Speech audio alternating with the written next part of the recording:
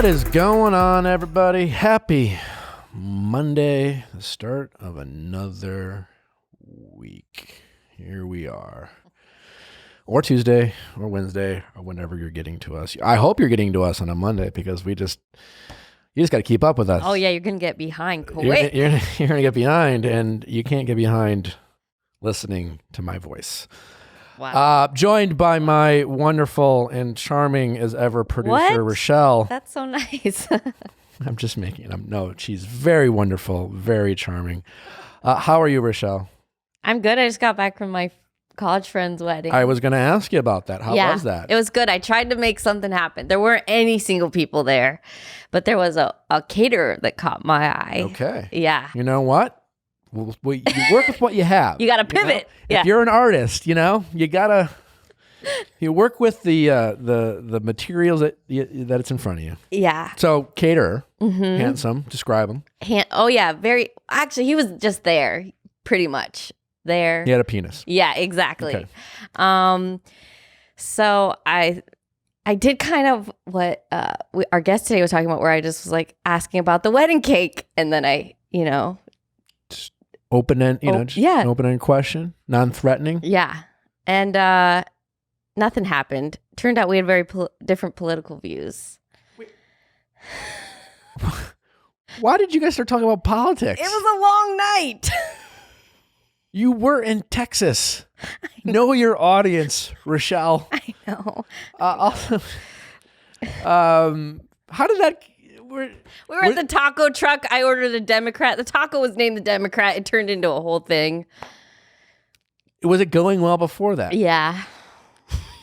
Also, I have no game, so there was no way to close it. And I understand that we are in obviously a hot climate when it comes to politics. Yeah. But for the life of me, I don't understand, especially when it comes to early in a dating or potentially a hookup situation, why we have to go that deep. you people. think you wouldn't care what anyone thought? It wouldn't let it Listen, I know we don't talk about politics here. My general thought on politics is I think we all need to be more open-minded. You have two sides of a coin. Both think they're absolutely right, and they both think the other side is stupid and wrong. And I don't understand. And like the truth is, we're all dumb and we're all wrong about things, and we all have our points of view. A lot of which is, again, like there is a time and a place for that. Right. Certainly not at a taco stand where you're all horned up. I don't.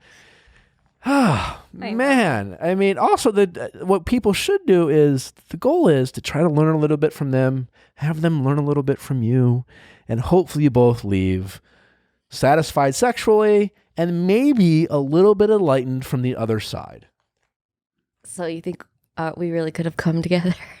You should have. Definitely. Same time.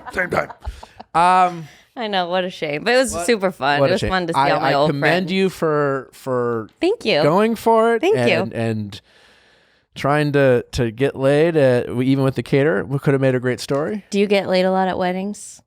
Well, I just remembered. No. Oh, one time. Just happened to be shared on national television. I really don't. Actually. You don't? Really? That might have been the only time. Seriously? If I'm being, I never always been this way. I don't go to bars or weddings with the notion of hooking up. Okay. It's nice to be open-minded to it. I don't like forcing it. I am way more comfortable with going home alone or not having hooked up if I don't immediately go for it. Yeah. I mean, if I'm not drawn to something, if I am, great. But Yeah. I don't determine whether that was a successful event for me, whether I get action. I still think it's great that you win for it, but you still had fun. I had so much fun. You had so much fun, right? So much fun, yeah. We applaud you for sharing your dating stories for our audience. One day there'll be a win. Everyone really likes to hear about your dating I think it makes people feel better. And that's why we're here. So yeah, we have a great episode. Oh yeah. Some great questions, great callers. Really enjoying people sharing their stories. I know everyone's really enjoying listening to people share their stories. And as always, guys, thanks so much for listening. We have a great week lined up for you. We have Lauren Lapkus helping us break down tonight's episode of The Bachelor. She's so funny. I'm so excited. And then on Wednesday, we have none other than the pilot. What? We have Pilot Pete. Pilot Pete flies in. It's going to be a really fun episode. It's going to be different than all the other Pilot Pete interviews you've heard. Mm-hmm. I can say that with confidence. We're going to get to know the real Get to know really Pete. Why? What makes Pete tick? Why is he making the decisions that he's making? Or not making? What's his motivation? It's going to be a lot of fun, so make sure you tune in on Wednesday.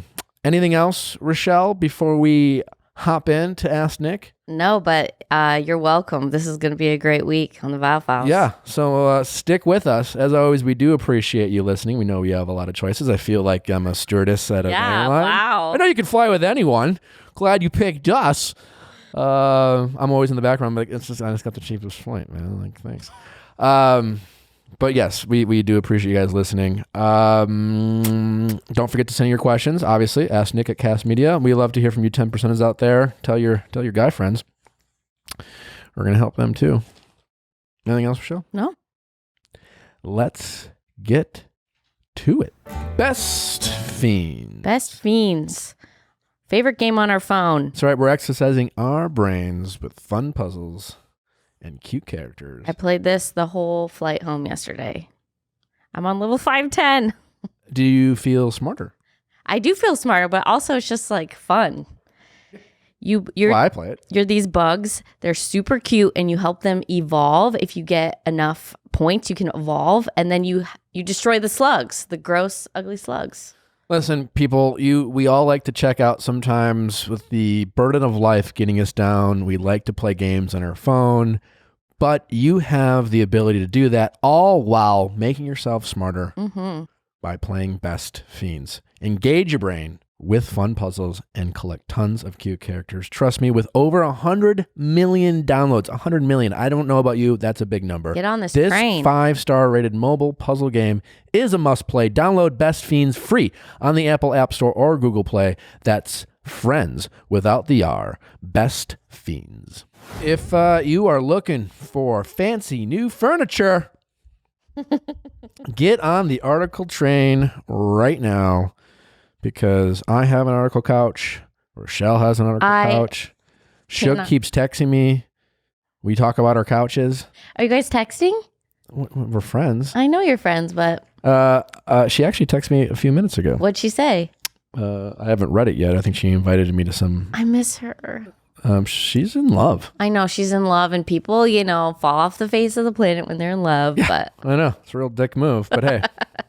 I'm fine with it. I'm fine with it. I'm fine because I have my couch. Everything's fine. Yeah. I pulled it up. This is the beautiful couch I own, the Sven Charm tan sofa. And it is, I get compliments every time someone walks through the door. It's fantastic. Article has a ton of different options to decorate your entire home. It's modern. It's stylish. Everyone always compliments it. I know I always get compliments. It's very appropriately priced. Oh, for sure. You feel like you should be paying more. You really do. Plus, you can opt for them to set it up in your place so you don't have to do it. And on the insane chance that you don't like what you purchase, they will make it very easy for you to change your mind and get something that you absolutely love. Yeah. Hassle-free, as they say. The customer care is fabulous, for sure. Article is offering our listeners $50 off their first purchase of $100 or more. To claim, visit article.com/Nick. And the discount will be automatically applied at checkout. That's article.com/NICK to get $50 off your first purchase of $100 or more.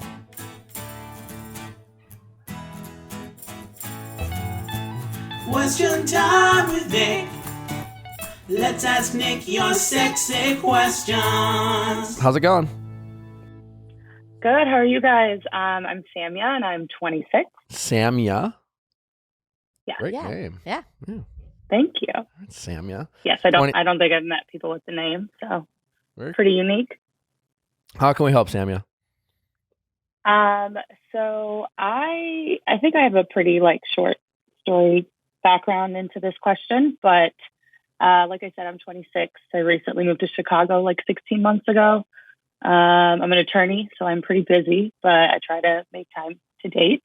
And at this age, I feel like most of the times the best potential boyfriend, so to speak, come from mutual friends or sort of recommendations. And so a friend of mine who's a financial advisor recommended that I go out with this guy who is an accountant. He's 31, from LA. So also I'm from California. Originally, I'm from the Bay Area. Okay. So thought that would be a connection. So I went out with him and we had a great first date, 3 hours long at this bar on a Tuesday night. And we started hanging out. This was April of last year, 2019. Okay. Went on a couple more dates. Everything seemed fine. And then I started noticing issues with his communication and sort of just canceling stuff last minute and sort of being forgetful and things of that nature. So I sort of identified that as a potential issue and decided to stop talking to him. So I did. And then a couple months went by where no one really communicated. And then at the beginning of the fall, about September of last year, he reached back out and was just like, hey, how's everything going? Sort of typical. And then we went out in September, went out in October. And then I was like, oh, well, maybe he's sort of identified why I stopped talking to him and addressed it. Maybe that was too optimistic on my part, but started hanging out a lot more. December was a fun month. We did a lot of stuff together. I was in LA for New Year's this past year, so hung out with him there. And the last time we hung out in LA, he mentioned, kind of pulled me aside and was like, look, really like you. I think you're great. We have really fun dates. I like hanging out with you. And you're not only girlfriend material, you're wife material. And so I don't want to kind of ruin that. And I'm just not in a place at work and what have you to be, giving you everything that you quote unquote deserve or need right now. So wait, he said, okay, hold on. Wait, what? What's that? He said your girlfriend and wife material. And but then he said, but I'm not in a place to give you what you deserve. Like he wants to circle back. I'm kind of not in a place to provide that time and effort, kind of. He didn't say those words, but that was what I was understanding because it's like a proposal breakup.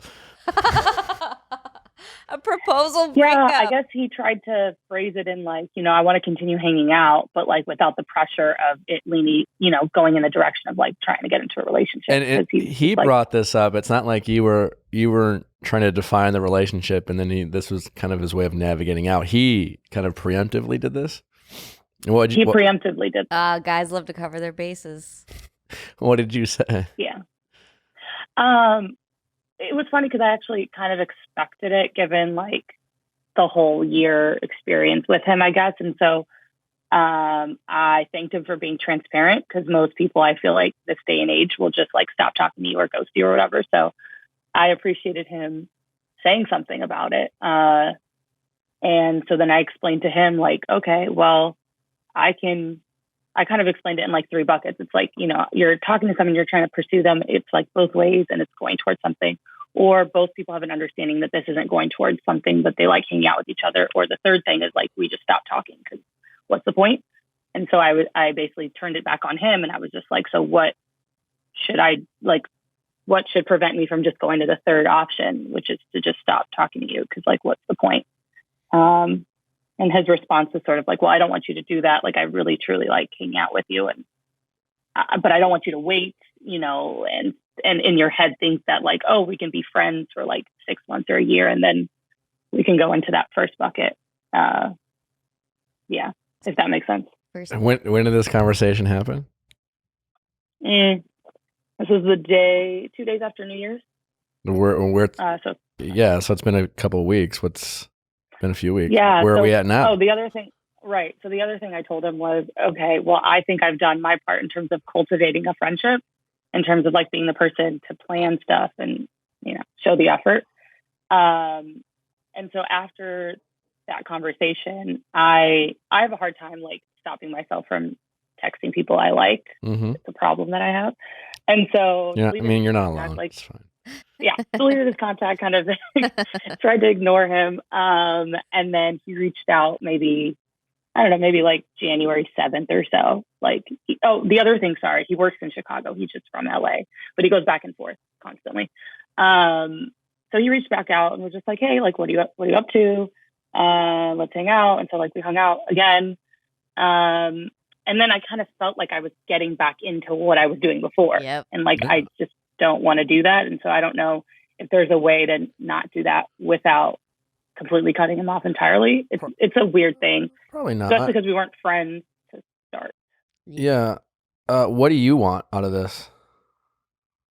Like, if you would you like him to be your boyfriend?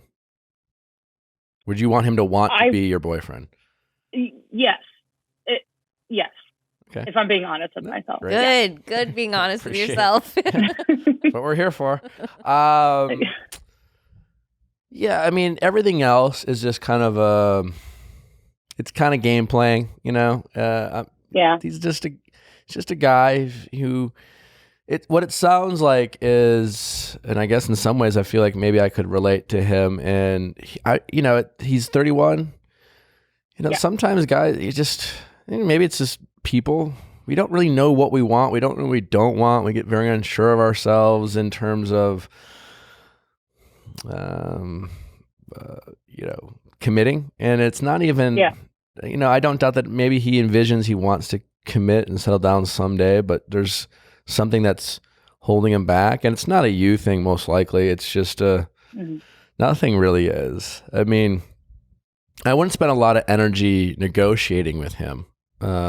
Because anytime you negotiate, you're showing a willing to compromise on the things that you want, right? Because at the end of the day, it's really simple. You want to date him. You don't really want to be his friend. Certainly you enjoy hanging out with him. And so it's kind of like this, I enjoy hanging out with you. So when you make yourself available, I'm going to hang out with you because, I like that, And so he's covering his bases by, trying to be upfront and saying he's not in this position. Yeah. I think you just try to simplify it and just say, at the end of the day, I do like you and I have no problem saying that. And I do respect the fact that you have been upfront with me that you don't want to commit, but let's be real that ultimately, and I get it, and I'm not mad, and I'm not even being jealous, but let's be real. Mm-hmm. You just want to keep your options open to sleep with other women. And that's, you know what? He's in LA. I get it, Chicago. And but at the same time, I do like you, and I'm not trying to be your friend, and I'm also not stupid, and I'm a realist, and I don't want to be the jealous girl. So, and I feel like if you really simplify like that, usually when you call a guy out like that and be super fucking chill about it, that nothing will throw us off more than you not caring that we are sleeping with other women, in a sense. But like, you're just like, I don't want that, and then you really show that you have that strength to say no to them. Is probably your best bet to make him really figure out, is she just a nice girl to hang out with, or am I potentially losing something really special? But right now, while he is doing what he's doing, I mean, sure, he's being upfront. It's not a crime, but he is, he's almost hurting himself too by not being forced to make a decision, right. And, the back and forth probably has another person he also likes being friends with too from time to time. And again, like, it's just a guy, and he's not a liar, he's just, he hasn't been, he gets in these habits probably, and it's probably easy for, if he, especially the fact that he brought this up to you, it shows that he's comfortable with communicating with in these situations. He's probably had this conversation with someone before. And so every time you hang out with him is only going to hurt what you want. I mean, that's pretty clear.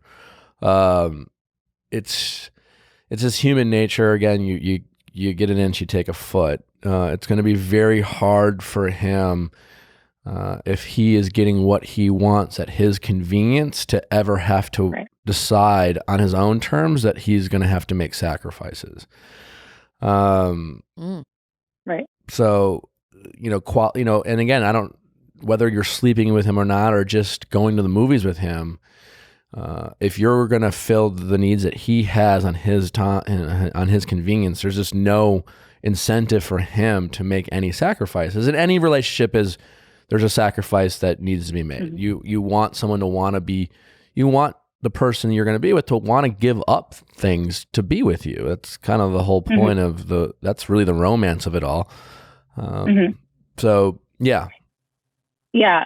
And that's something when we had the conversation, I didn't bring up, but we saw each other the day after that conversation because I was still in LA when we got brunch. And I did tell him during that time that, like, okay, if like you want this friendship, fine, that's cool. But like sleeping together is like off the table. Don't do that with friends, so like. And then what happened? And then you slept with him again? He wasn't upset about that at all. He understood.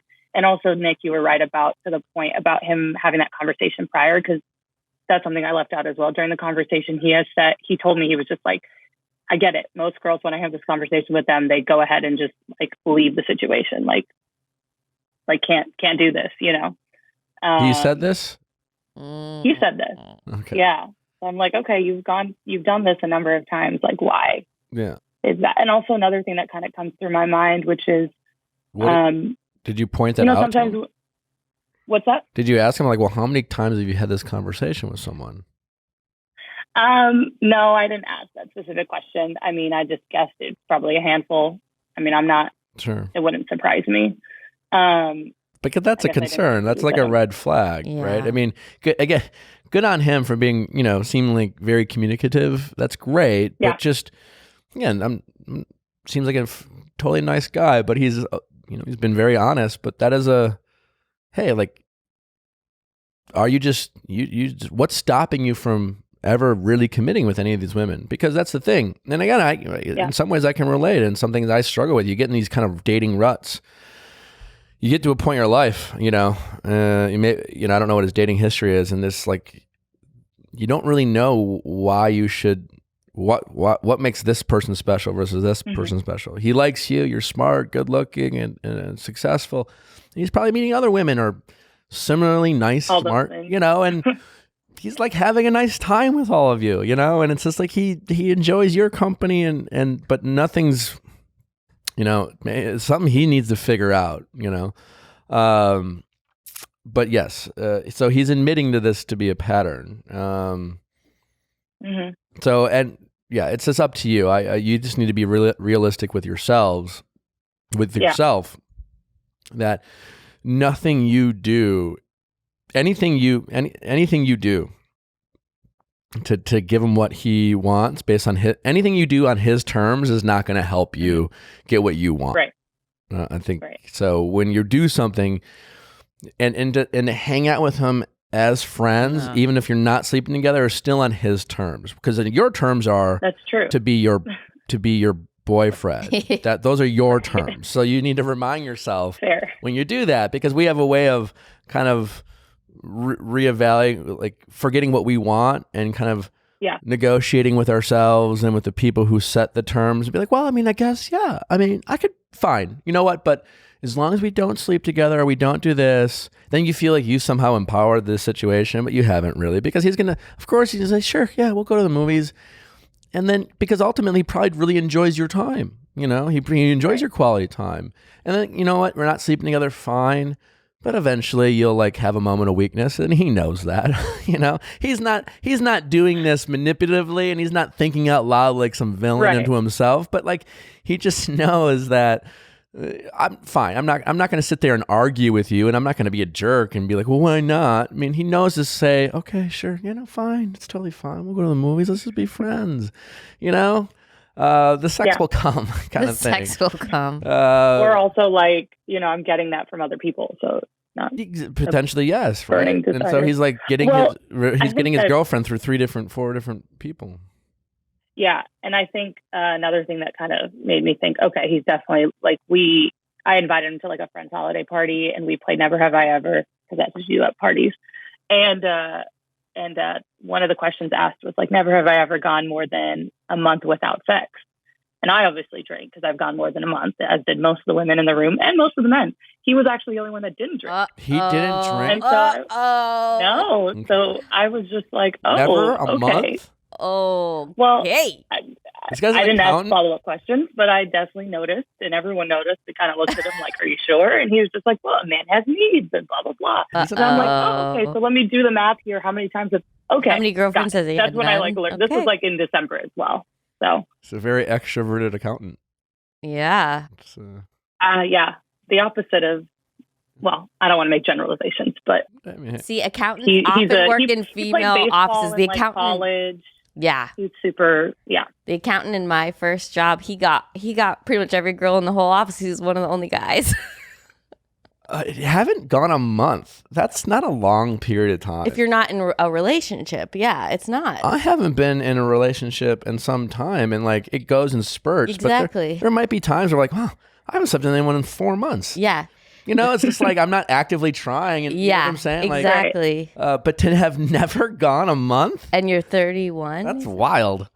Well, I mean, I don't know when the age he's starting, but he was in a three-year relationship, that ended in 2018 or something like that. Oh. So I mean, listen, it's also during the relationship, fine. I mean, even if he's practicing safe sex, he's single, he can do what he wants. I'm not judging him on that. But yes, these are little breadcrumbs, and these are helping you be realistic with what you want. And again, someday I'm sure he'll settle down. But he's not going to do it on his terms. He's going to find someone who really sticks to their guns, and then he realizes, I don't want to lose this person, and it's kind of that simple. And chances are you may you may not be that girl. Right. You might not. You probably won't. Only because, you never know. But you should go into it thinking you probably won't be. Just because the odds are this guy doesn't know what he wants. I think that's clear. So don't beat yourself up realizing you might not be the one, because he has no idea, but like we said, you just need to stop doing things on his terms. And yes, I mean, if you want to keep hanging out with him, just know what you're doing. Don't. It's on his terms. It's never going to turn into something that you want. You'll constantly struggle with feeling like you're making concessions to the things that you want, and that you'll eventually you won't feel good about it, and you'll probably have these periods of, which I'm sure you already have, you have fun with them, and then you kind of get mad at yourself, and then you act out almost in a way to him and get frustrated at yourself, et cetera, et cetera. So that's a pattern. That's what's going to continue to happen unless you change something. And so, and again, just be very chill about it.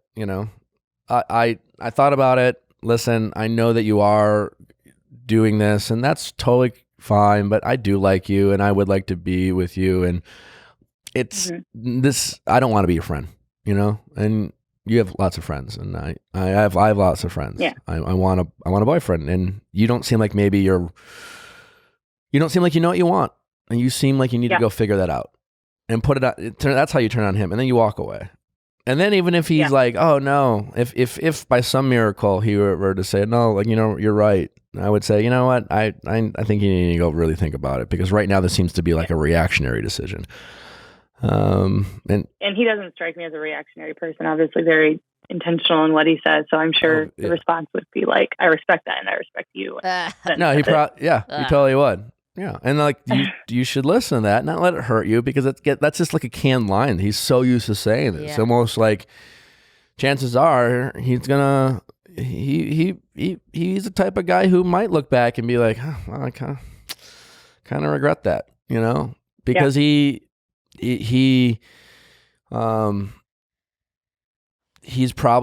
been so good at communicating. He's pretty much gotten what he's when he wants it, for the most part, that it's almost warped his perception of reality, and now it's making it harder for him to figure out what he wants. Right. So. All right. That was helpful. Yeah. All right. Well, best of luck. You're doing just for sure. You are wife material. Actually, fun fact. What's that? You are wife material. He's right. Oh, thank you. Thank you, Rochelle. That's sweet. No, I was saying, fun fact, I actually have an interview today for a job in LA. So I might be moving back to California. Yes, girl. Best of luck. Soon. You don't like Chicago? So, no, I mean, besides the cold, it's great. I've always wanted to work for like a company directly. So I'm interviewing for like an in-house training position. Well, so good luck. Yeah. That's I don't definitely want to jinx it, so I won't say who it is. But good luck. That's priority number one. you. Yeah, Awesome. we'll leave the boys. Leave the boy alone. Yeah, well then, if I move to LA, though, I might have more problems. No, well, he's technically an LA person, Who but cares about him? He's just a guy. Yeah. There's a million more out here that act just like that.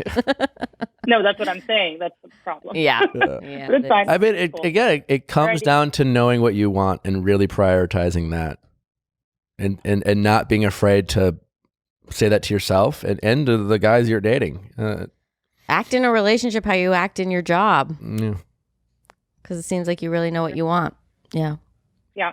All right. For sure. Best of luck. All right. Take care. Bye. By the way. All right. Thank you so much. Take care, guys. All right. Bye-bye. Yeah. Bye. Bye. Have you ever said that to a girl? Both. Yeah. I mean, that you're wife material and no, that you never said that. I definitely related to this guy a lot. Okay. I can see that. Except the fact that that's just a cheesy line. Yeah. I feel like that's such a condescending thing to say to someone. So I would be. It's very confusing. That's for sure. I'm aware not to do bullshit things like that. Good. I relate to him in the sense that, like, when I was speaking on, he probably just doesn't know what the fuck he wants anymore. Yeah. And he's probably. I'd be curious, he's probably, who knows? I wonder if, it sounds like he had a lot of he was in a committed relationship, yeah. So he's, probably didn't do a lot of dating early on. Yeah. And now he's he's catching up, and he's probably has some baggage from that in that early relationship, but he's just kind of figuring things out, and he seems like probably a pretty nice guy who's overly communicating but doesn't want to settle down, and he just doesn't want to put himself in a situation. He's not a fuckboy. No, he's not lying to anyone. I know, but this is what I say. They lay the tracks so they can do whatever they want to, and then go back and be like, look, I said that way back then, so whatever happened is your fault. That is. Well, there's some truth to that. I know, but I don't like it. But at some point, I feel like it's wrong. Men and women are both there dating, and they are both adults, hopefully, and they are both responsible for their own actions. I don't know. And why? Like, stop letting guys call all the shots. Yeah. I mean, stop letting, Yeah. What if we went into relationships and said this? Yeah, it's just I understand. We're taught that if you do that, you're crazy. I get that. I understand that we are fighting years of how we were, like, social dynamics and how we were raised. I understand that. But, like, we are trying to change that culture and kind of. You got to start really taking charge of what you want and not apologizing for things that you're not sorry for, and all these things. And because, it's if you hear something that sounds like a bullshit line, it's a bullshit line. Don't lay awake at night thinking about it. Well, what if I'm the one he actually means that so about? Like, in 2 years, will you be ready then? So Butcher box. Butcher box. Hey, you know what? Not everyone is a meat lover. I know I am. And if you are, Butcher Box is a place you need to go for all your meat needs. You get the highest of quality meats delivered right to your door. Mm-hmm. And the difference between an okay steak and an amazing steak is the quality of the meat, or a pork chop, or a piece of chicken. Yeah. Quality matters, people. Free of antibiotics and added hormones. That is very important. I love it. I love the convenience. I love making steaks. I love making pork chops. How do you like to make your steaks? I like the best way to make a steak at home, I think, is you season it with whatever season you want. You put a little olive oil into you don't grill? A cast iron. No. And then you turn the heat on high. And when the oil's just about to smoke, you put it on and cook it for about 2 minutes, depending on the size of the steak, on each side. Meanwhile, the oven has been turned on to 400 degrees. After you sizzle it on both sides, you put the entire pan into the oven. Make sure that it's a pan that you can put into an oven and let it cook, depending again on the size of the steak, to the temperature of your liking. And you pull it out and you sizzle it. The juices are locked in anyway. What sides do you eat with your steak? Usually just a vegetable. Like green beans? Green beans, asparagus. I'm so hungry.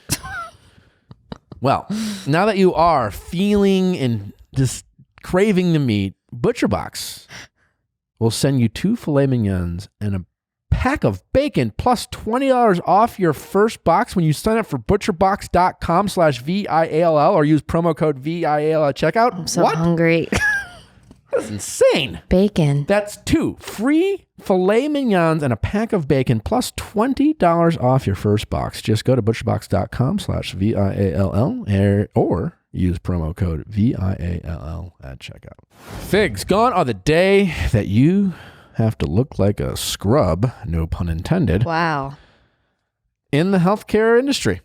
Plus, just show some love to the people who work in the healthcare industry in your life. They deserve it. That's right. They're too damn busy to worry about if they look good while saving your lives. Yeah. Get them the gift of fashion. I bought my mom figs for Christmas. She texts me every week when she wears them. I just love these. Everyone's giving me compliments at the hospital. I'm seeing them all over now. Yeah. Doctors and healthcare professionals are really getting on the figs train, and I feel like we're the reason why, so you're welcome.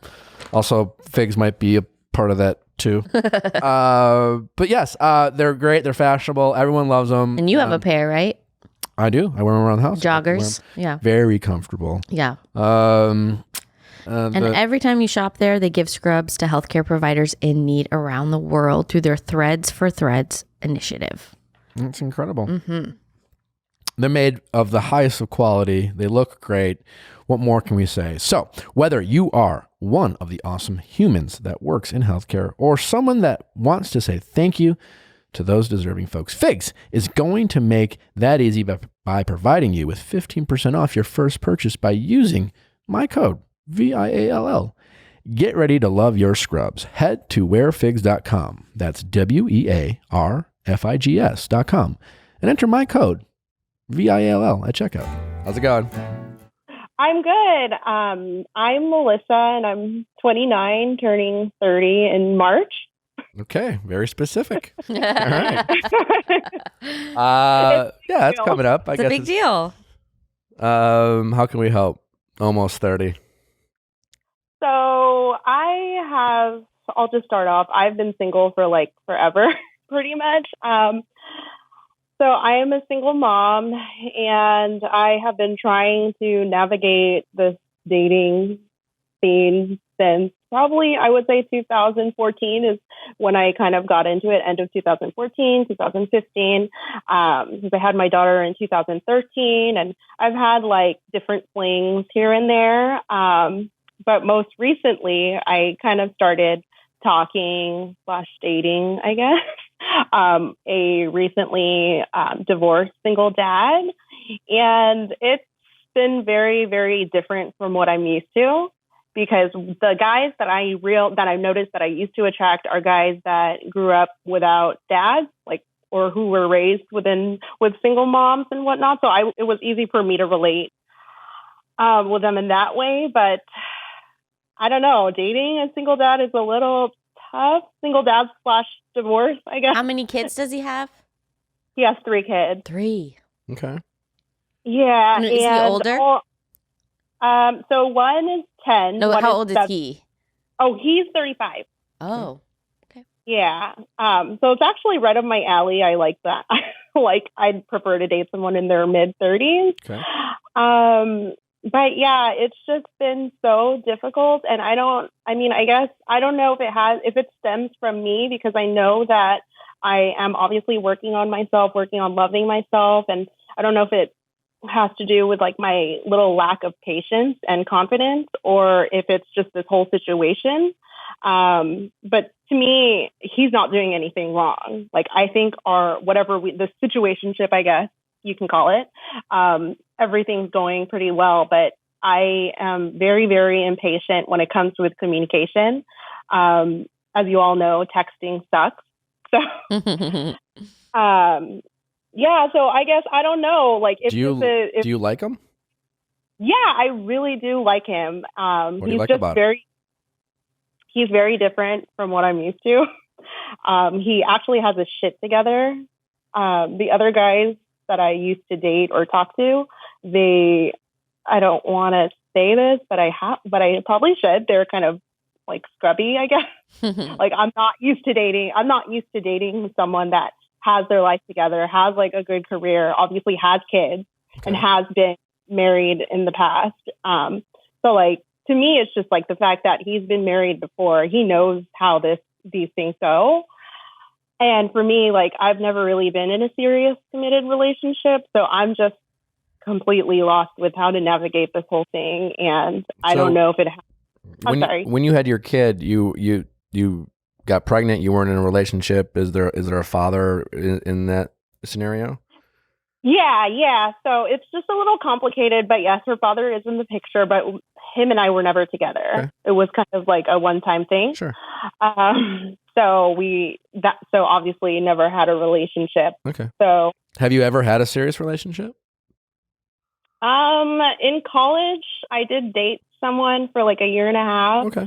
But I'll admit, when I hit like the 5th month, I wasn't that interested in him, but I think it was because, and I think I was more so just like lonely and I needed the companionship.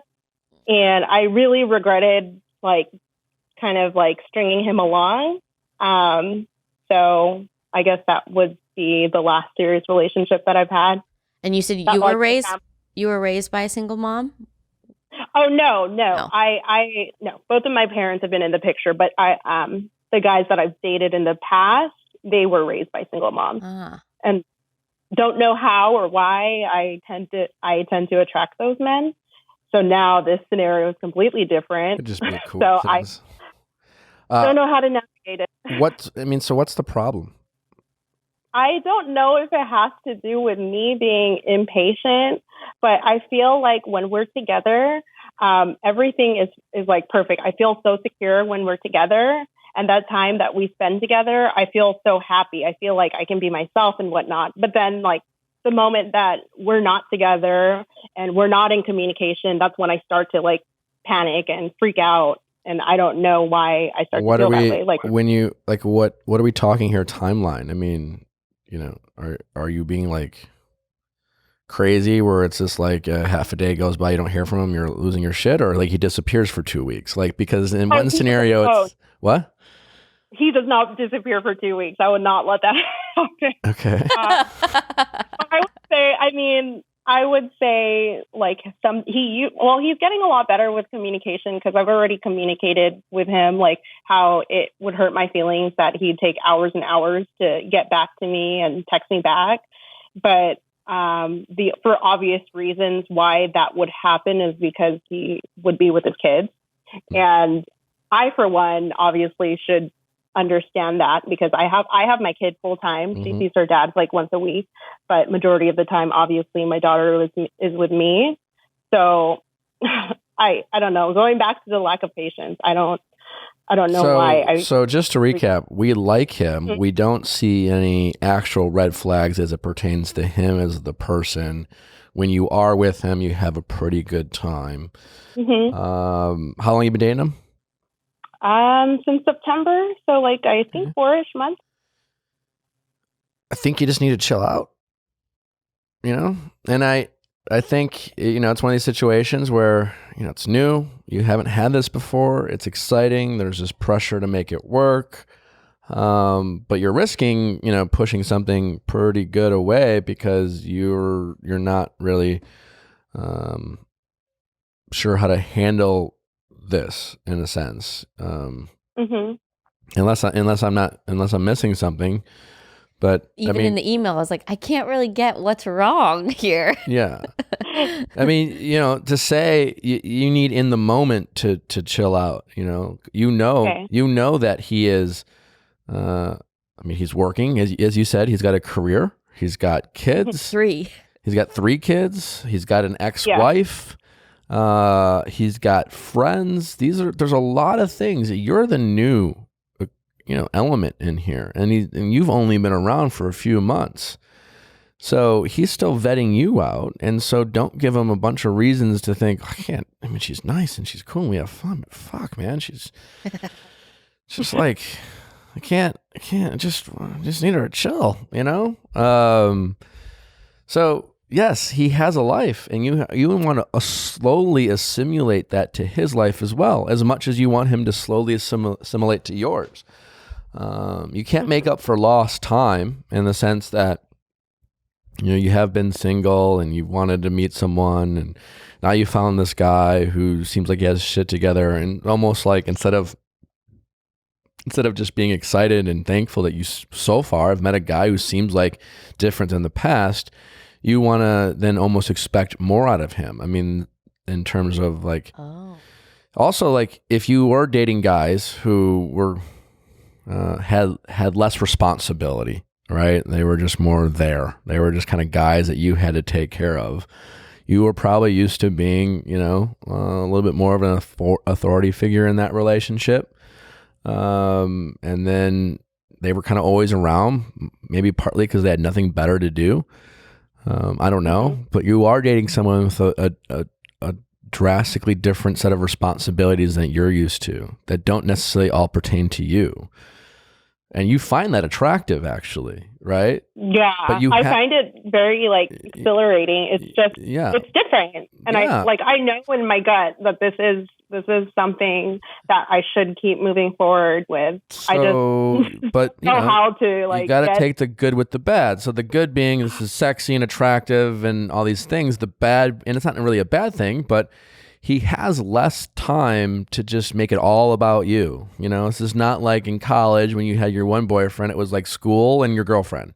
And when you weren't studying and hanging out with your boys, you were just with your girlfriend. And if you were like young and in love, you would just want to spend all your time with your girlfriend or boyfriend.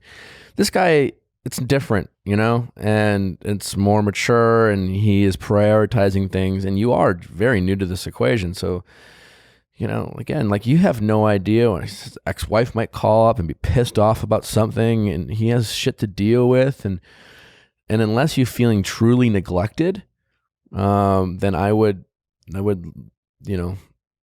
learn to not freak yourself out. A few hours. I mean, shit, that's not a long time. It sounds like he'll get around to it at an appropriate time. And unless you feel like he's truly neglecting you, he doesn't have time to just constantly like at 2:30 and be like, oh my God, thinking about you. 3:15. Oh my God, still thinking about you. And it might be bad if he did. Yeah, that might annoy you, So I think you just need to take a breath. Just remind yourself, so far, this is pretty good. And let's just keep seeing where it's going. But don't create problems that aren't there, and don't push a good thing away. When we learned about attachment styles with Sylvie, it kind of reminds me of that anxious attachment style, which I have the same thing where you just are afraid it's going to leave you. So maybe you could do some research into that as well, understanding why you have those thought patterns. Yeah. And I'm in therapy too. Oh, that's great. So it's been helping. So I know for sure it has nothing to do with the type of person that he is. Yeah. I don't know. I just tend to freak out when he forgets my text, but we have communicated on multiple occasions, and I know I need to stop giving him shit for the texting, because eventually he's going to be like, oh my God, this girl, she can't relax. Okay, I'm done. Yeah. But anyways, far, he's there's been very nothing patient. wrong with something kind of bothering you and saying, hey, this kind of bothers me. It's not a big deal, but could you try? And just to know that they are willing to make an effort. There's nothing wrong with that. Don't ignore the things that bother you. There's a balance. It's like we get one of two callers, someone who doesn't speak up and always makes excuses for their boyfriends, who are like, oh, well, it's fine, he's busy. Or like you, where you're just kind of freaking out about the little things. There is a balance, right? So there's nothing wrong with saying something. And if it sounds like you even said he is making an effort, that's another great sign that you can at least suggest it's, hey, it would make me feel great if you could do this. And it seems like he's making somewhat of an effort to do that. These are all great things, And so, you just got to be reasonable with your expectations. And then that seems to be your biggest challenge. It's like, right? You don't seem delusional here. Like you are aware that nothing is really out of whack. You got to figure out when this happens, when you get worked up about this, like what can you do to help yourself not ruminate and not obsess over this, and just find something else to do. Don't go down a rabbit hole of thoughts of why he's not responding to you, and be comfortable with the idea of he's got shit to do. Yeah, I mean, that's true. I don't know. I just tend to freak out all the time. I mean, I know that texting anxiety is an actual thing.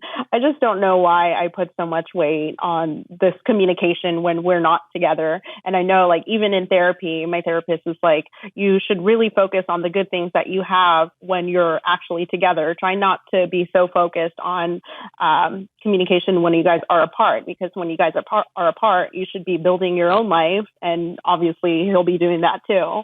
Yeah, I mean, also, like, figure out you're not boyfriend and girlfriend. You haven't defined any relationship? No. And would you like to? What do you want? I mean, I'm trying to... I mean, I don't think I'm ready to be in a serious committed relationship for reasons, because I know I'm not 100% in love with myself. So I feel like I need to love myself before I can enter a fully committed relationship. What does he want, do you think? Has he tried to define the relationship? No, I know for sure he's not ready. You know for sure. Oh, I have that feeling that he's not ready to jump into a relationship right away, due to the fact that this divorce is pretty recent and they were married for a while. What if he shocked you today and called you up and said, "Can we just be together?" Would you really say no?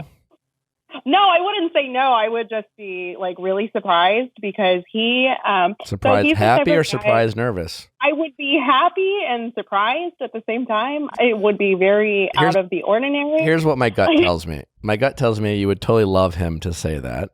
You are honest about wanting to work on yourself. I think that's great. Yeah, and there might be some really truth to that, but it also might be something you say out loud to make yourself feel better about what you're really nervous about, is whether he really wants to be with you. Yeah. And so, because there's, like, again, when someone is freaking out about something that they even can admit is something they probably shouldn't be freaking out about, then that means there's something else that's kind of causing them to do that. Oh, yeah. So, and then meanwhile, you're saying out loud to yourself and everyone else, well, I don't want to date him because I need to work on myself and I need to love myself and I'm going through therapy. So, like, I don't even need him in my life and I don't even want him to say this, but you might want him to be your boyfriend a little bit more than you're admitting. And that's fine. That's okay. And it doesn't change the fact, and I'm not trying to dismiss the fact that you are working on yourself, and that's great. But there's also nothing wrong with, being a little vulnerable and just saying out loud, because at least that might explain your anxiousness and your nerves and why you are acting this way when he's not responding. Is because you like him and you really see a future and you're hoping this works out, and you're hoping that you guys will start dating sooner than later, and you're getting into this gray area of confusion about the relationship and where it's going and things like that, and you're kind of afraid to admit it to yourself and admit it out loud that you like him, and then if he doesn't like you back, then what's going to happen? These are all like things that people deal with, and you're kind of at that point where I think you like him and you're afraid of losing what you have with him. Yeah, that sounds pretty accurate. Yeah, I don't know. I'm scared to enter a relationship, but I mean, I don't know. No, I think you're more scared to admit out loud that you really like him. Yeah. I don't think you're scared to be in a relationship. But back to our original thing, you're only going to push him away by doing this, by because if you're going to pretend you're not really wanting to date him to protect yourself, then you're going to act out in this way, and it's going to come across as crazy. I don't even want to date you, but like, what the fuck? That sounds insane, right? But it sounds pretty sane to say, I understand. Like, here's where I'm at, and I'm not trying to force anything on you, but I do like you, and I get nervous because I do like you, and I understand that we're still new and you have your things going on, but I just want to communicate that with you because I need to be vulnerable with you because, otherwise I'm just going to go nuts. And maybe that's why I do what I do. And that's why I say what I say, because I tell you what, like as a guy, sometimes it's just nice to hear something that makes sense, as opposed to confusion. And if he is mature, he can probably relate to that, and that might make him want to communicate with you more because at least that makes sense to him. Hey, she likes me. And as long as and listen, sometimes it's very scary to admit to someone that you like them because there's a fear that they won't like you back, and that's possible. I don't know the situation, but if that's the case, you might as well find out now. I don't think that's what's going on here. But if you were to just admit and be vulnerable with him, if he doesn't give you the answer that you want, then that means you just seem to be a nice, convenient, that you might be a rebound. I don't think that's what's going on. I'm not trying to plant thoughts in your head, but I'm just saying the only thing you're protecting yourself from not admitting your feelings and being vulnerable is to not find out if you were something you don't want to be anyways. I'll give a shout out to your sister because she inspired me to write in. All right. Yeah. All right. Yeah, thank you so much. Having her on. All okay. Right. Thank you. Thank you so much. Okay. All right. Take Bye. care. Bye. Right, bye. How's it going? Good. How are you? Good. What's your name? I'm John. I'm 40. Hi, John. 40. How can we help? Okay. 10%er. Yeah. About 5 years ago, I got a divorce. I was living in North Carolina at the time. Of course, getting the divorce, I had the sense of freedom right away. So I went out and started dating. Obviously, it was way too early, so anything that seemingly would turn serious, I just backed away from. I then moved back to Wisconsin. I dated a few people early on, but now it's been about 3 years since I've been out on a date. Just wondering if at this point, if I'm just too set in my ways or too comfortable being single, or if I'm possibly self-sabotaging here. Being part of the 10%ers, is there some desperation there, or, am I not being aggressive enough? I feel like I learned a lot from my divorce. I'd like a second chance, if possible. I feel I have a lot to offer. But yet being single, I liked my life being single as well. So, I think I'd be happy either way. Is that the wrong attitude to have towards that? I don't think so. How long you been divorced again? Did you say 5 years? 5 years. Okay. And do you know kids? No kids, no. No kids. And you're living in Wisconsin now? Yeah, I am in Appleton, actually. Not that that matters, but Appleton, Wisconsin. Shout out. Yeah. Well, what's the dating pool like in Appleton? It's quiet, right? Very quiet. What are you going to do on a cold January day in Appleton? That's why when I was in North Carolina, a bigger city. You had 2 million people there, so it was a lot easier, I think, to get a date. Yeah, I would imagine Appleton would be harder. Yeah. But people right around this time, people are probably leaving their first marriages. Get that second wave. Get that second wave. What when you say you haven't dated in 3 years, what, like, you haven't been on a date or you haven't had a girlfriend? Haven't even been on a date. Are you on dating apps? Just one. Okay. And how often do you use that? Do you not use that a lot? Like, when you say you haven't been on a date, like, have you tried to go on a date and you're getting like rejected left and right, or you haven't really put yourself out there, or what's going on there? It seems like on the dating app, when I contact them, I never get a response back. It's the ones that I think I'm compatible with. Yeah, sure. However, the ones that are contacting me are, ones I'm not attracted to or whatever. So, yeah, the golden problem of dating, Okay. Well, maybe, in those, 3 years is a long time. So it would maybe, I think you need to maybe do a couple things of increase. So, there wouldn't be wrong with just fucking go on a date, man. Even if you don't think you're super into them at first, you don't really know, especially via a dating app. If you are getting impatient, maybe try a different dating app. I don't know, mix it up a little bit.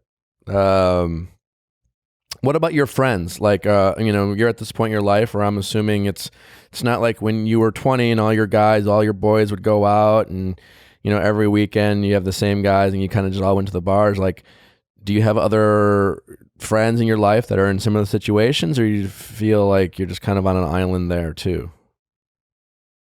Yeah, I feel it's an island there as well. When you get to 40, all your friends are, married, have families, they're doing their own thing as well. So it's, why are you in Appleton? Work? For work, yeah. That's why I moved down to North Carolina, but came back to Appleton to be close to my family. Once I got divorced, felt like an island again in North Carolina, so came back to Appleton to be close to the family. And that's sweet, but you can't marry or date your family. I only say that because, I don't want to suggest something as drastic as leaving Appleton, but at the same time, hey, yes, you move to your family, and I get that. It's nice to be to your family, with your family, and I understand that having a support system, especially when going through a divorce, but Appleton's a lovely place. I've been there. It's great, but for someone, in their early 40s, it's not probably the best scene for dating. A lot of people your age are all, married with kids, whether they're happy or not. They're all settled down. It's like, yeah, like you said, there's a lot of people your age they're just that. They're married with kids, right? Bigger cities, you have more people who are your age who are in your situation. And that, like, just being realistic, that makes it harder, right? And so you live in an area that does not match up with your lifestyle, right? And your lifestyle is that you're single and looking, and you might get lucky, but you are drastically limiting your chances by where you live. And there's nothing wrong with where you live. It's just like, that's just a very kind of family suburban area, right? And literally your dating pool is someone who gets divorced and hoping to meet someone in a town that's not Appleton's not that small, but it's certainly not a ton of people. So you are just going to be challenged there. So even if it's like driving down to Milwaukee for the weekends or whatever, like, I think you need to start doing things to just, even making new friends, right? Like, I would focus on that in terms of, like, do you playing recreational sports or activities to get yourself out there? My guess is you're probably gotten very comfortable in your routine in your life. You go to work, you do your thing, you come home, hang out with your family, and you're not really putting yourself in situations to meet people, And sometimes when we were younger and we'd go out, just like our lifestyles did that automatically. And I think as you get older, it becomes harder and harder to do, especially when you're living in a place that once people are generally your age, they just settle down. So, maybe think about joining some sort of like extracurricular activity, recreational sport, or I don't know what your hobbies are. Being willing to drive down to Milwaukee to try new things out. Maybe it is a church group of some kind. I don't know, but you need to expand your circle. And I would start like just not thinking about specifically dating, because you're right. Like, you might be able to go on all the dating apps, but you still live in Appleton, and it's probably the same people on all the apps. So, your dating pool's not going to be that large. So yeah, I would try out things like that. It might generally just need to mix it up, right? Because you're just probably doing the same thing over and over, expecting a different result. And we all know that's the definition of insanity. So, I mean, we all do it. I mean, we all do it. I'm not, I do it.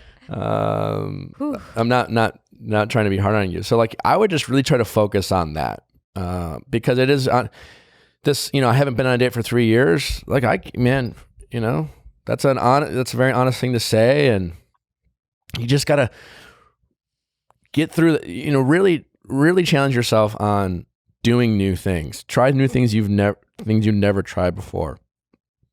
At this point in your life, you probably think it's too late to pick up a new hobby or do something totally drastic. I would challenge you to do that. I don't know what it is that you might have had an interest in doing at 25 that you didn't do, but go do it. Take an improv class, learn how to fly. I don't fucking know. Like literally anything, right? Nick is actually really good at this. Like he's always doing new things, and I find that really commendable. It's a good personality. Thanks. I wasn't always good at that, but part of it is just like, part of it is living in LA, and it's just kind of like, well, if I'm here, I'm going to do this shit. But I know a lot of people who don't. Yeah. So. But true, yes. I mean, thank you, Rochelle. But at the same time, I know this because I remember being 25 and 26, right? And I would think, oh, it'd be cool to try to do this. And I had this mentality. It's like, well, I'm not in college anymore, so it's too late, too late to like figure it out. Gotta work 8 to I have 5 to just and then do die. what I decided to do. And we all do that, especially if you're like from the Midwest, right? Or you're from like, very traditional, because you grow up having this mentality of like, well, I'm going to go to high school, I'm going to go to college, I'm going to get married, and that's my life. Mm-hmm. And then we stop like reinventing ourselves. And you're still a young guy. And when you are 50, you're going to look back and be like, wow, 40s felt really young.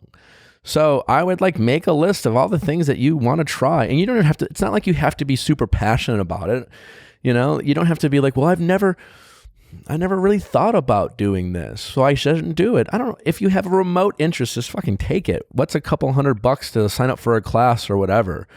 Mm-hmm. The alternative of like going down to Chicago or Milwaukee for a weekend, like you're just like watching Netflix on a Friday night anyways, staying home, or like going to your niece's like baptism or whatever the fuck, You know what I'm saying? So like mix it up. Because right now you're just doing things and you're doing the minimum to change your life, and you want some change. And so like, because you're thinking at a macro level, the change you want is to meet someone new and date and have it all be fine. But you might have to like change a lot of things to get that small thing.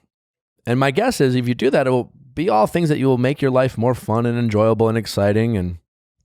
And don't be afraid to consider moving, even if you are away from your family. Start a new adventure. You're still young enough to like start over. You really are. Even if it's like the same job, you don't have to like change careers.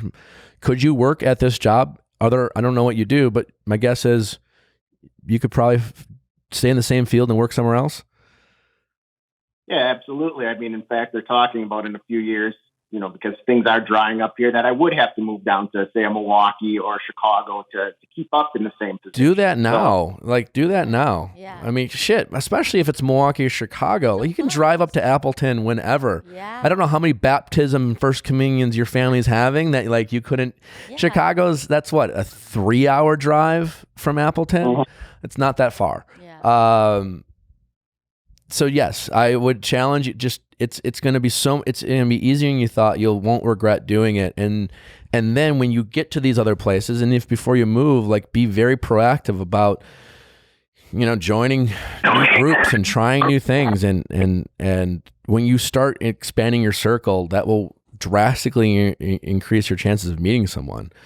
Because Appleton and Tinder is probably, as we have come to find out, that's you're batting 0 right now, and it's not you. Like it's not you. The apples on the tree. Yeah. I mean, there's just. I would say the same thing to a single woman in Appleton. There's not a lot of options. So if you're not super into this one person, you don't go on a date.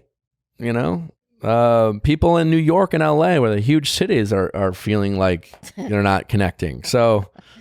Chicago is teeming with beautiful women, though. Yeah, do you agree?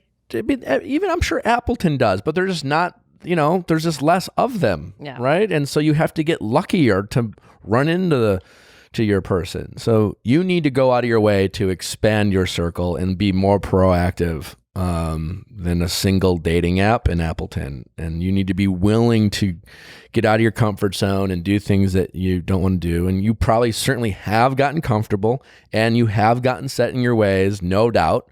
We all have, especially if you've been single for a few years, you've been able to do what you want when you want to do it. And that becomes nice. And we become it becomes less and less easier for us to, make sacrifices or do things we don't want to do. So you really got to challenge yourself to try new things and get out of your own comfort zone. If that makes sense. Sure. Yeah. I would really challenge you to do that. I think the fact that you called in means he's ready. That's a great start. Yeah. Yeah, way out of my comfort zone. Yeah. Yeah, no, that's great. Like those little things, and not that like it's because of us, but my guess is you'll probably the rest of the day be like feel better about like even having a conversation about it with someone new. You're just meeting new people. Like family's great, but fuck, man, they're living their own lives, and like I couldn't imagine if I just moved back to Waukesha and just said. When I go home, it's just like, it's nice to see my hometown friends and they're married with kids and I got my family, but like, there's just, it would be tougher if I just kind of had that circle. I would really have to get lucky. It would have to be like, hey, dude, Becky got divorced. Dude, hop on that shit, man. Like Becky, huh? Whatever. I don't know. Like it literally would be to that point where a 2-month window before she's snatched up. Man. Like there's a couple other guys that are pretty excited about her getting divorced too. So like hop on that shit, man. Like that's not reasonable. Like, no. So you need to really get out there and try new things. And when you try new things, people always have these unrealistic expectations of loving all the new things they're trying. And then if they don't love it right away, they're like, well, see, I'm glad I didn't want to try this new thing. It's going to take some time, enjoy the journey, so to speak. Sure. But don't be afraid to reinvent yourself. Stop judging yourself about, we do this about like, you got divorced, you didn't expect to get divorced. And now you're older than you thought you would be. And you are more unsettled than you thought you would be at this age. But none of that's all insignificant. It doesn't really matter now. And now you just need to kind of go do it and take advantage of your freedom and take advantage of the fact that don't compare yourself to being 30, compare yourself to being 50. And also you're feeling young. It's all about perspective. So there you go. Just expand. Think about growing. Sure. So in a way it is a form of self-sabotage, huh? Probably, but I don't think it's I think it's just comfort. Sure. Yeah, I don't know if it's self-sabotage in the sense of, you, like you said, like there's nothing wrong with saying, well, hey, the people I'm matching with, I'm not particularly interested in. Like, so you're not settling. I don't know if that not settling isn't necessarily self-sabotage. I don't know enough to, I think more realistically is your options are limited and you've gotten set in your ways and you've gotten comfortable. And you seem relatively fine with that. Like you're not desperate or panicking or anything like that. Maybe you needed that time even to just relax a little. So if you're self-sabotaging, then you haven't told us what that is. But not going on a date with someone you don't seem that you're that into isn't self-sabotage. Yeah, you might be a little picky. You might need to loosen up there, but that's not self-sabotage. And I definitely don't want to settle what you talked about. I think that's what happened the first time. I know you've talked about this on the show before. You're living in a small town. You meet somebody, and you're just at that age. You're at your early 30s. So you know what? Hey, the next step is getting married. Yeah. So, what I think is I'm almost certain that you are very set in your ways and very comfortable, and that's just based off of the life you've lived and in every aspect of your life. So if I were you, I would really focus on doing things you don't want to do and challenge yourself to do things that make you feel uncomfortable and really start changing your routine drastically and see how that feels. Because my guess is that's your biggest problem is you're just doing the same thing over and over and over and over and over and over and over and over. And your pool's limited. Yeah. Okay. Thanks for calling in. All right. Thanks for calling in. Appreciate it. 10%ers. Keep us updated. Yeah. I'd love to know, but I'd think about moving. Sorry. Okay. Yeah. Great. It's not the best place for a 40-year-old single guy. But you could get lucky. But just consider the options. Is all I'm saying. Look at all your options. So maybe this big change at work is really a blessing. Absolutely. Oh yeah. Yes. Oh yeah. what is it? You know, all you are, right? All you are right now is kind of comfortable. You know, a single 40-year-old guy in Chicago, everyone would be like, yeah, so you're what? A single 40-year-old white guy in Appleton with probably a pretty good job, making decent money. Like it's a totally comfortable, normal life. Normal, like, totally fine. Yeah, but like you're all good. You know, mix it up, take some risks. Sure. All right. Okay. All right. Thanks. Yep. Thanks for calling in. All right. Thanks, guys. Yep. How's it going? Good. I'm Emily. I'm 26. Hi, Emily. 26. How can we help? So recently I got back together with my ex-boyfriend. And he, it's okay. He was, previously in med school, and he was only there for about 2 months and he had to leave for medical reasons. But in those 2 months, he accumulated about $15,000 in debt. And then plus all his medical bills. So he's now going back to med school, or hopefully going back. And because he made that decision, he wants to pay off the existing debt, which I understand. So he recently got a second job. So he's now working like 70 to 80 hours a week. Health, and that sucks. Yeah, it's a lot. So he's basically like, I see him for maybe we have like a day together, half a day together, or like he'll come over, I'll pick him up from work and like kind of fall asleep. We'll like eat a late dinner. And so I totally understand. I have student loans also. And I understand that he wants to get this settled before he then takes out more loans for med school. But it's starting to affect me emotionally. And I just feel like I'm starting to resent him a little bit. Logically, I totally get it. But it also sucks to have money prioritized over the relationship. And I know that it's hard on him as well. But part of me also feels like this is the second time we're trying this. And it feels like maybe it would be nice to prioritize a little bit more time together. So I was just wondering if you have advice for me to be patient and how to not resent him. I think I'm struggling because I understand that being debt-free could and may likely outlive a relationship, and it might be more important. So how do I just be patient in the process and, not resent him? Why did you break up in the first place?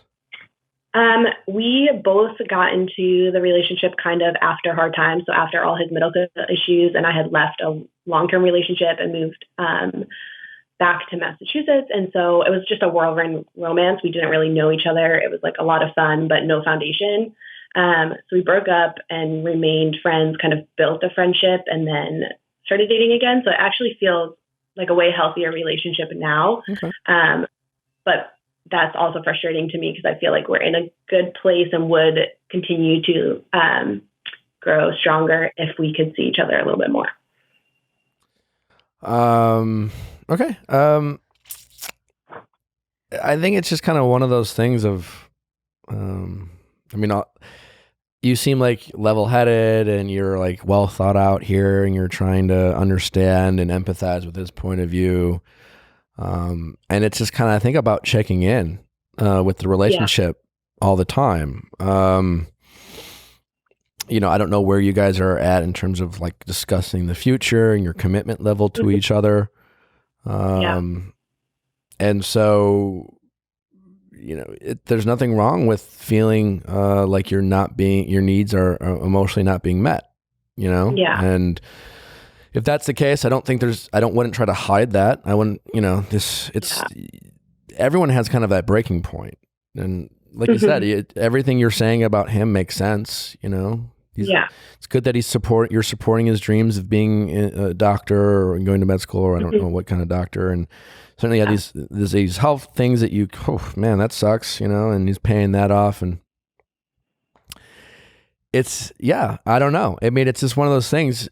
I'm reluctant to say, I don't think I don't know you at all, but I feel like the few seconds we've talked, I don't need to be the one I don't need to remind you to be level-headed and patient. Like, you seem to be aware of I need to try to be more patient. Well, I will say it's not going to get any better just because my sister's, in residency right now. She is there.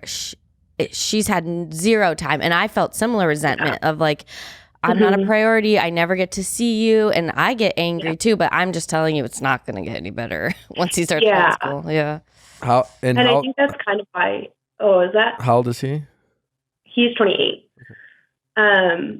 So I think I just like am trying to find that balance before that comes, because I do have a lot of friends actually in med school and kind of never see them, and I know it's possible to like maintain a relationship through it, but I think it takes like a lot of intentionality. And I'm just worried that I like keep being like, oh yeah, I understand and that's okay, and like pick up that shift, I get it, and then also being like, is this going to be sustainable this way? And I just don't also want him. He's been very like, oh, come to me if this is too much for you. But I also don't, if we were to break up and he goes to med school with debt and then is taking out more debt because I asked him to not work as much, that also, I'm worried that would create resentment in him. Yeah. I mean,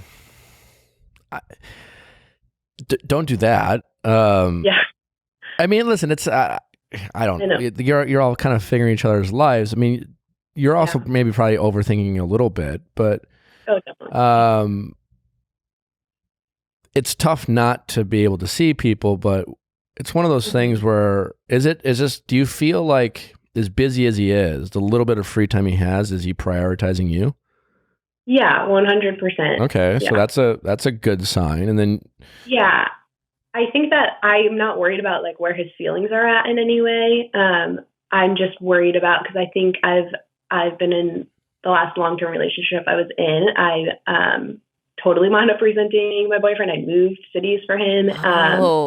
And I think that I like am aware of how that process happens without you even realizing, like subconsciously build resentment towards someone. Mm-hmm. I just don't know if there's I don't know if it's just something like I'm already aware of, so maybe that's good. I'm just trying to avoid it. How often are you not seeing him? I'm just curious. Do you guys live together? We don't live together, no. So I see him about once a week. We like get to have a date or like hang out while it's still light out. And then otherwise it's like I'm picking him up at midnight and we're literally going to someone's apartment and eating and then going to bed. And then he wakes up, he starts work. We both start work at 7 a.m. So, yeah. And what's your friend situation? My friend situation? Yeah. I feel like I have a good social life. But it's the kind of thing also when you're in a relationship and you're like doing something fun, I'm having fun, but I'm also like, oh, I wish he was here doing this with me kind of thing. Yeah. And how much school does he have left? So because he actually withdrew from med school, he wasn't sure if he was going to be able to do it because of health stuff. So he'll just be starting. So, and I feel more comfortable actually with med school stuff because I have so many friends in it. It feels like more of like he has to do that. This is, I think, more frustrating for me because it's like he'll have 2 shifts off a week, maybe, like, or he's not getting scheduled as much. And then he'll like pick up a shift and he'll be like, I know you, like, thank you so much for understanding. Like, it's so great that you're so understanding. And I'm like, oh, this is because I keep saying I'm understanding. He shouldn't pick up that extra shift, I don't think. Right. Yeah. I mean, I don't know. I mean, 1 shift to spend with her? That's what I think. I mean, listen, she has every right to want to spend more time with him. I mean, he's, I don't know his health situation or in debt. I mean, he sounds like, some people are very more cavalier about debt and they'll like get to it. Other people, like they can't, it feels like this constant weighted burden. And our Canadian listeners aren't understanding this conversation, by the way. There's a thing called medical debt that you get into in the United States. Debt in general. I mean, whatever the debt true. is. That's true. But you're right. I mean, the people like him, he has this debt because of his health. He probably wouldn't have gotten himself in this debt otherwise. Because other people will do it with like by bad, exactly, bad spending habits. They're also the same people who are kind of more cavalier about it. I was like, whatever. I don't know. I owe someone money. I'm not really sure. There's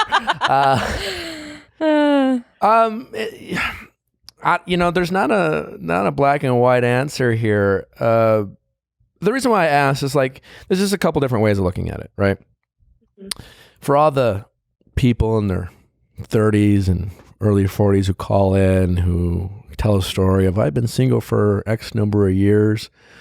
It's kind of all relative, and so what I'm saying is I bring that up because they might say, well, if you really love him, and man, I would love to have someone I love or loves me back, even if I got to see him a few times a week, right? Yeah. There's that one way of looking at it and being thankful that you are in this relationship with this loving guy. On the flip side of this coin, like certainly if you are in a relationship, it's important that your needs are being met. It's important that you feel like you're getting out of it what you want. It's just finding that balance. What is, again, and looking at things like, how secure in the relationship do you feel like you are? Like, is there this underlying issue of worrying of like, I want to like put up with all this and I'm going to be patient, but then someday he's going to leave me and I'll feel like I wasted all these years. Oh yeah, because that's what he did to her before. Did he? Right? Out of the we blue. did break up very unexpectedly, and kind of immediately after he came to me and was like, that wasn't the right way to handle things. So when I asked you why you broke up before, you weren't totally honest with me? What was that? So when I asked you why you guys broke up before, you weren't totally honest with me? Because what you said to me was like, oh, well, it just happened so fast. And we kind of mutually decided to like blah, blah, blah, blah, blah. Then because he came to me right afterwards and was like, I don't know. But then I was like, well, the way that happened, we need time. I think because it was a whirlwind, it was like we had no foundation. That was very sure. easy. But the truth is you started dating, you liked him. He abruptly broke up with you unexpectedly. Yeah. You didn't want that to happen. And then he was willing to be friends and you got back together. Because that's the real version. Because the story you told me and probably yourself is very different. And that is, that changes the story, so to speak. Because so it's safe to say that you have that very normal fear of that happening again. Right? And now you're... I think I feel more stable, but I don't feel like I have a lot of anxiety about that. Actually, but I do feel like I feel good in it, but I do feel like it will be easier to drift away from each other because I think that just not seeing each other. I think to feel stable, I need to be with him. Like when I'm seeing him, I'm on a regular basis. I feel great. You're just going to have to figure out what you're okay with, Yeah. Because you can't, you'll never, you don't know what the future holds, so to speak, right? And it doesn't matter if you spend 1 day a week with him or 7 days a week with him. You could still break up. Yeah. It doesn't matter if he's in medical school. Like, you never know. So you just have to decide if you're happy, and if you are really not happy with the idea of the relationship and happy with the idea of having him, but actually happy. And are you okay with... because it might be, that's the thing. It's like, actually, he treats me great. I really love him. He loves me, and I wish I could see him more, but I do have him in my life, and he does make me feel good, and he does prioritize me when he can. And, then don't throw a good thing away. But if you do feel like that's not the truth, where you feel like you're the one constantly compromising, and you feel confused about where you are, you're just getting impatient, and you feel like you're constantly settling, and you're not really happy. You're just like, you like having him around. You like that he is your boyfriend, but you're not actually happy. Mm-hmm. And that's another, and you got to decide which one of that is. Does that make sense? Yeah. Yeah. I think I feel like very happy and like really happy with how he is prioritizing his free time. I feel cared for. I don't feel like I'm anywhere near like wanting to end the relationship. Nothing like that. I just I think had anxiety about getting there.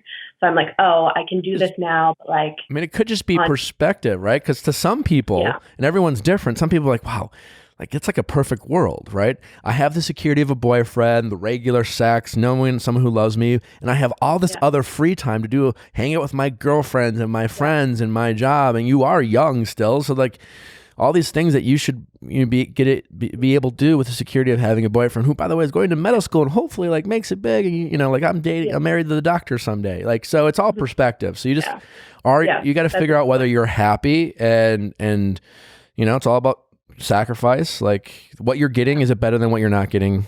And just going from there. Yeah, definitely.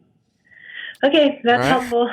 Yeah. I hope it was. I don't know, but sounds like he's a really resilient person who's like willing to get knocked down and get the freak back up again. Dating a heart, he sounds responsible and hardworking. Yeah, can't take that for granted. I mean, the second job, again, like I think it's just for you important to check in with yourself. Yeah. am I happy?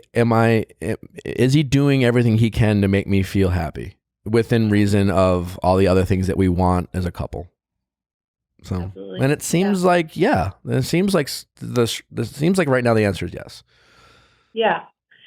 Yeah. Okay. Well, right. Thank you so much. All right. Take care. Thanks. Bye. Well, just great callers, great episode. Yeah. Thanks for the 10%er. Yeah. I was so happy when I got that email. I was like, yes. It's so nice to hear too, you know. It's always like these guys you just want to hug. He was so sweet. I agree, and he looked really happy to be talking to you. And yeah, and it's not hard to kind of, you know, it's at a tough part in your life, you know, when you're in your late 30s, early 40s, but. You know, that same guy might feel the same way as some of the women who are 49, for 30 calling in, and it's always different, but kind of the same way as me, to be honest, you know. Yeah, you just got to get out of your comfort zone. Yeah. That's so hard when we get older to do that and mix it up, but sometimes you really just have to reset. Yeah.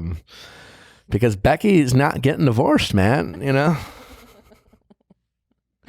What else? Anything before we go to remind people? Everyone was just like calling in. I like these calls because they were very relatable, you know, almost everyday stuff that a lot of people are dealing with. Not crazy stories, just like, you know. They really are. Yeah. Very, very, very relatable. Yeah. Don't forget to send in your questions. Again, you 10%ers out there at asknick@castmedia.com. Yeah. Got a lot of great merch. Get this new blue phone case on board. Proceed with caution. Show the camera. Just let people know that I'm not really sure again if I like you. That's like the first caller's guy. I feel like the women listening, it would really throw a lot of these guys you're dating off. Yeah. What's up with that phone case? I'll be honest, sir. I don't know how I feel about you. You know, even though you're like, oh, you just hope he likes you. Just throw him off. Really, really throw him for a loop. As always, guys, really appreciate you listening, and we will see you tomorrow. Yeah.